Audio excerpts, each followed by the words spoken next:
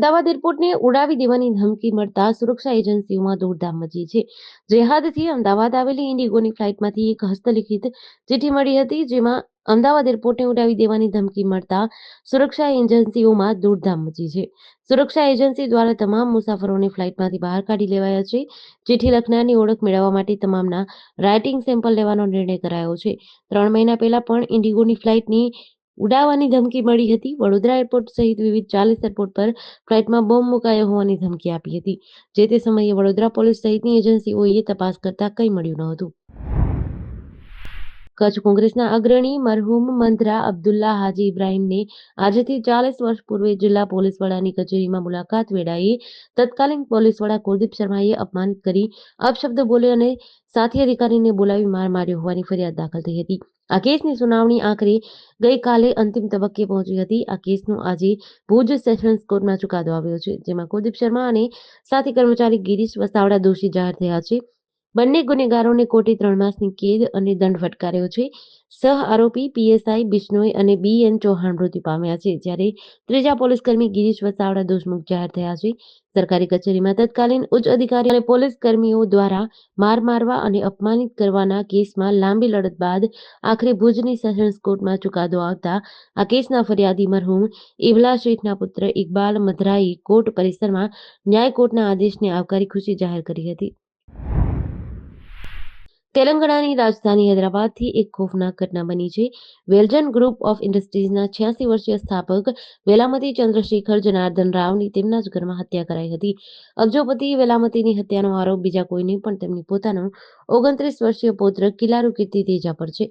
6 ફેબ્રુઆરીની રાત્રે વેલામતી પર સોમાજીગુડા સ્થિત તેના ઘરે 70થી વધુ વાર છરીઓનો હુમલો કરાયો હતો। મિલકતના ભાગલા અંગે ઉગ્ર દલીલ બાદ આ હત્યા કરાઈ હતી।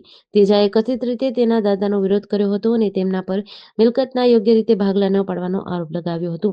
આ વિવાદ પછી દલીલો વધી ગઈ અને ગુસ્સામાં તેજાએ કથિત રીતે તેના દાદા પર અનેકવાર છરીથી હુમલો કર્યો। પ્રધાનમંત્રી મોદી ફ્રાન્સ અને અમેરિકાની મુલાકાત માટે રવાના થયા છે। તેઓ 10 થી 14 ફેબ્રુઆરી સુધી વિદેશ પ્રવાસ પર રહેશે।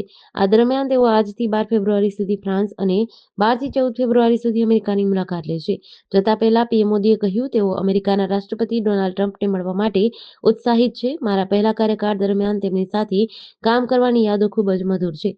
તેમણે પોતાની મુલાકાતને ભારત અમેરિકા સંબંધોને મજબૂત બનાવવાની એક તક ગણાવી હતી। પીએમએ કહ્યું, બંને દેશો વચ્ચે ભાગીદારીને પ્રોત્સાહન આપવાનો મુદ્દો તેમની યુએસ મુલાકાત દરમિયાન એજન્ડામાં સામેલ રહેશે। આજે સાંજે તેઓ ફ્રાન્સ પહોંચશે અને આ તેમની ફ્રાન્સની 6ઠી મુલાકાત છે।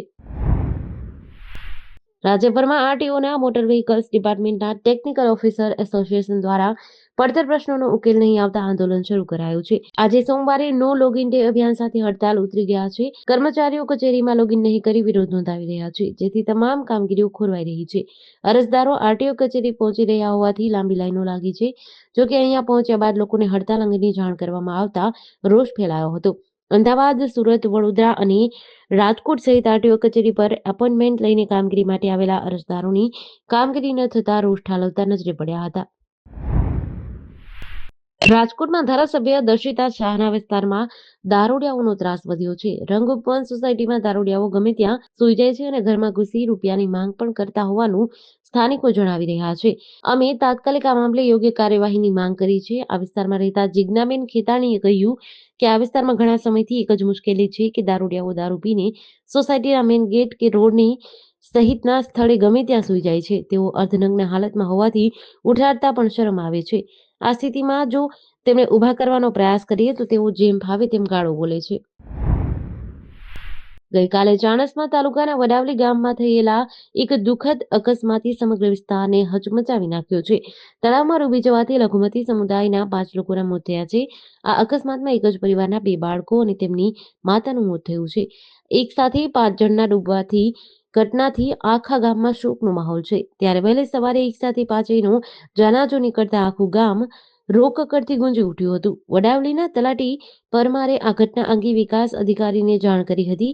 દુઃખદ વાત એ છે કે મૃતકોમાં એક જ પરિવારની માતા અને 2 બાળકો તેમજ ગ્રામ પંચાયત પટાવાડાના પુત્રનો સમાવેશ થાય છે। અમદાવાદ શહેરમાં રફતારનો કહેર અટકવાનું નામ નથી લઈ રહ્યો. શહેરના મેમનગર વિસ્તારમાં એક યુવકે પોતાની કાર બેફામ સ્પીડે હંકારી 6 થી 7 વાહનોને ટક્કર મારતા 4 લોકો ઇજાગ્રસ્ત થયા છે. અકસ્માત સર્જનાર કાર ચાલકને લોકોએ ઝડપી પાડી પોલીસ હવાલે કર્યો હતો. ચાલક નશાની હાલતમાં હોવાનો લોકોએ આક્ષેપ કર્યો હતો. આ મામલે બી ડિવિઝન પોલીસે તપાસ હાથ ધરી છે. આજે વહેલી સવારે 7:45 વાગ્યાના અરસામાં શહેરના મેમનગર વિસ્તારમાં વિવેકાનંદ સર્કલથી આગળના તરફ જવાના રોડ ઉપર એક કાર ચાલકે બેફામ સ્પીડે પોતાની કાર ચલાવી અને 2થી વધુ એક્ટિવા, બાઇક અને 3 ગાડીઓને ટક્કર મારી હતી. 2 વૃદ્ધ અને બાળકો સહિત કુલ 4 લોકોને ઈજાઓ થઈ હતી. આદિવાસી સમાજની મહાદીકરીઓ વિરુદ્ધ સોશિયલ મીડિયા પર અભદ્ર ટિપ્પણીઓ કરવા મામલે મોટો વિવાદ થયો છે. આદિવાસી સમાજના મોટી સંખ્યામાં લોકોએ એ ડિવિઝન પોલીસ સ્ટેશનમાં આ મામલે ફરિયાદ નોંધાવતા રજૂઆત કરી છે. તેઓએ આપેલી ફરિયાદ મુજબ ઇન્સ્ટાગ્રામ પર એક વનરાજ ઠાકોર નામના વ્યક્તિએ આદિવાસી સમાજ વિરુદ્ધ અપમાનજનક વિડીયો બનાવી વાયરલ કર્યો હતો. આ વિડીયોમાં આદિવાસી સમાજની બહેન દીકરીઓ માટે અત્યંત અભદ્ર અને બીભત્સ ભાષાનો ઉપયોગ કરાયો હતો. વધુમાં અન્ય એક યુઝરે પણ આદિવાસી સમાજની માતાઓ બહેનો વિરુદ્ધ જાતિ આધારિત અશ્લીલ ટિપ્પણીઓ કરી હતી. આદિવાસી સમાજના પ્રતિનિધિઓએ આ બંને આરોપીઓની તાત્કાલિક ધરપકડ અને કાયદેસરની કાર્યવાહી કરવાની માંગ કરી છે. ભાવનગર શહેરના કાળિયાબીડ વિસ્તારમાં આવેલા વિરાણી સર્કલ પાસે મેરડી માતાના ખાંચા નજીક સ્થિત રાજમંદિર એપાર્ટમેન્ટના બીજા માળે અચાનક આગ લાગી હતી. સ્થાનિક રહેવાસી દીપકભાઈએ ફાયર વિભાગને જાણ કરતા ફાયરની ગાડી તુરંત જ પહોંચી ગઈ હતી. ફાયરની ટીમે ઘટના સ્થળે પહોંચી તાત્કાલિક આગ પર કાબુ મેળવવાના પ્રયાસો હાથ ધર્યા હતા.